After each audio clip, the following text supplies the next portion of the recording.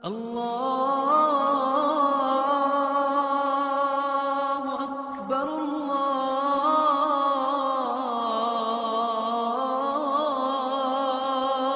Akbar. Bismillahirrahmanirrahim.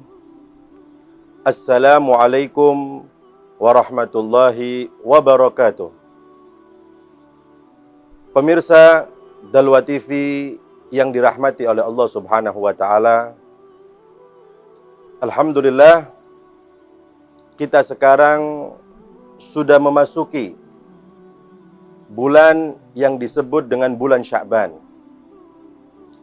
Yang mana bulan Sya'ban adalah bulan yang memiliki keistimewaan, kemuliaan. Maka kalau kita lihat dari segi penamaannya saja, ulama mengatakan disebut dengan bulan Sya'ban. Yang pertama, mereka mengatakan li'annahu yatasha'abu fihi khairun katsir. Disebut dengan bulan Sya'ban karena di bulan Sya'ban itu berpencar, bercabang dari bulan Sya'ban kebaikan-kebaikan yang banyak. Kemudian ulama yang lain mengatakan disebut bulan Sya'ban diambil dari kata sya'a waban, yang artinya menyebar dan jelas. Tentunya yang dimaksud daripada ucapan tersebut menyebar kebaikannya dan jelas kebaikan yang ada di bulan Sya'ban. Dan ulama yang lain mereka mengatakan bulan Sya'ban itu diambil daripada asy-syi'b, mushtaqun minasy-syi'bi, yang mana asy-syi'b itu mempunyai arti thariqun ilal jabal, sedangkan bulan Sya'ban wahwa thariqun ilal khair. Bulan Sya'ban adalah merupakan jalan untuk menuju kebaikan-kebaikan. Dan ulama yang lain menjelaskan bulan Sya'ban itu diambil daripada kata asy-sya'b, mushtaqun minasy-sya'bi, yang artinya al-jabru, menambal. Maka yang dimaksud menambal di sini fayajburullahu kasrul qulub. Maka Allah Subhanahu wa taala akan menambal daripada hati-hati yang pecah, hati-hati yang rusak. Maka kita lihat para pemirsa rahimakumullah, dari segi penamaannya saja sudah bisa kita fahami bahwasanya bulan Sya'ban itu bulan yang memiliki keistimewaan, memiliki keutamaan yang banyak dari Allah Subhanahu wa taala. Maka termasuk kemuliaan, keistimewaan yang ada di bulan Sya'ban yang pertama yaitu raf'ul a'mal, diangkatnya amal-amal seorang hamba kepada Allah Subhanahu wa taala. Sebagaimana hadis yang diriwayatkan oleh Al-Imam Nasa'i, yang diriwayatkan daripada yang disebutkan oleh sahabat yang bernama Usama bin Zaid radhiyallahu anhuma, beliau berkata, aku berkata kepada Rasulullah sallallahu alaihi wasallam, ya Rasulullah, aku tidak pernah melihat engkau berpuasa di satu bulan melebihi engkau berpuasa di bulan Sya'ban. Ini yang disampaikan oleh sahabat Usama bin Zaid kepada Nabi Muhammad sallallahu alaihi wasallam. Maka Rasulullah sallallahu alaihi wasallam beliau menjawab, "Dzaka syahrun yaghfalun nas anhu baina Rajab wa Ramadan." Yang artinya bulan Sya'ban itu adalah bulan yang banyak dilupakan oleh manusia antara Rajab dan Ramadan. Dan kemudian beliau menambahkan, "Wa huwa syahrun turfa'u fihi al-a'mal ila rabbil alamin." Dan bulan Sya'ban adalah bulan diangkatnya amal kepada Allah Subhanahu wa taala. Wa uhibbu an yurfa'a amali wa ana shaim. Dan aku ingin, kata Rasulullah, ketika diangkat amalku sedangkan aku dalam keadaan berpuasa. Maka bisa kita ketahui, para pemirsa yang dirahmati oleh Allah Subhanahu wa taala, bulan Sya'ban adalah bulan yang sering sekali digunakan oleh Nabi Muhammad SAW untuk memperbanyak ibadah, khususnya berpuasa.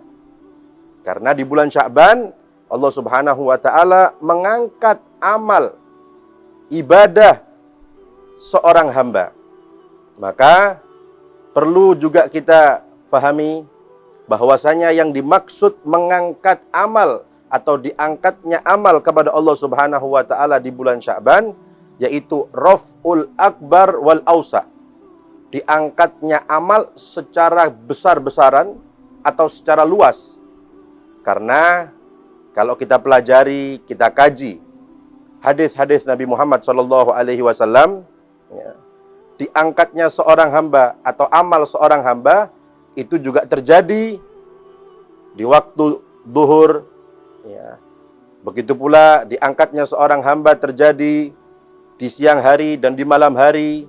Begitu pula terjadi di hari Senin dan di hari Kamis. Dan itu semua ada hadis daripada hadis-hadis Nabi Muhammad SAW yang menjelaskan raf'ul a'mal. Akan tetapi raf'ul akbar, diangkatnya amal secara besar-besaran, itu terjadi di bulan Sya'ban sebagaimana hadis Nabi Muhammad SAW. Ini yang pertama.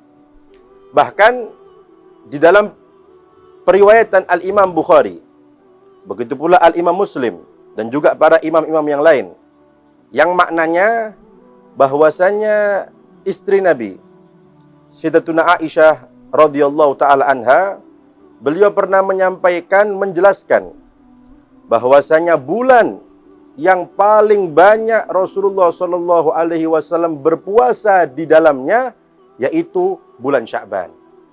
Maka kesempatan kita di bulan Sya'ban ini untuk kita memperbanyak beribadah kepada Allah, khususnya di bulan Sya'ban, khususnya berpuasa. Tapi perlu kita ketahui, jangan sampai nanti puasa kita di bulan Sya'ban itu terjadi di separuh terakhir di bulan Sya'ban. Karena mazhab kita, mazhab Syafi'i, melarang seseorang berpuasa sunnah di separuh terakhir di bulan Sya'ban. Kecuali apabila puasa tersebut puasa yang wajib atau seseorang yang sudah menjadi rutinitas atau wirid dalam berpuasa sunnah. Nah, kemudian termasuk keistimewaan kejadian yang terjadi di bulan Sya'ban yaitu yang kedua, tahwilul kiblat, berpindahnya kiblat. Yang dulunya muslimin berkiblat di Baitul Maqdis, kemudian dipindah oleh Allah Subhanahu wa taala untuk mereka menghadap ke Ka'bah yang ada di Mekah. Maka ketika itu Rasulullah sallallahu alaihi wasallam dan juga para sahabatnya salat menghadap Baitul Maqdis kurang lebih 17 bulan 3 hari. Sebagaimana yang dikatakan oleh Al-Imam Abu Hatim. Maka ketika Rasulullah SAW ingin sekali menghadap ke Ka'bah, menghadap ke Mekah, maka Allah Subhanahu wa taala pun mengijabahi keinginan Nabi Muhammad SAW. Sebagaimana di dalam Al-Quran disebutkan, qad nara taqalluba wajhika fis sama' falanwalliyannaka qiblatan tardhaha fawalli wajhaka syatral masjidil haram wa haitsu ma kuntum fawallu wujuhakum syatra. Yang mana Allah Subhanahu wa taala mengatakan dalam Al-Qur'an, kami telah melihat engkau selalu memandang, mengangkat pandanganmu ke langit. Maka kami akan palingkan, kami akan menghadapkan kiblat yang kamu ingin, yang kamu ridhoi. Fawalli wajhaka syatral masjidil haram. Maka arahkan pandanganmu, wajahmu ke arah Masjidil Haram. Wa haitsuma kuntum, dan di mana saja kamu berada, fawallu wujuhakum syatrah. Maka arahkan pandanganmu kepada Masjidil Haram, yaitu maksudnya Ka'bah. Di sini bisa kita ketahui bagaimana dahulu umat Islam sebelum mereka menghadap Ka'bah untuk menjadikan kiblat mereka, maka dahulu mereka menjadikan Baitul Maqdis sebagai kiblat mereka. Adapun cerita sebagaimana diriwayatkan oleh sebagian ulama, bahwasanya terjadinya perpindahan kiblat dari Baitul Maqdis ke Ka'bah. Ketika itu Rasulullah Shallallahu Alaihi Wasallam sedang menziarahi Ummu Bishrin bin Barra. Beliau menziarahi Ummu Bishrin bin Barra.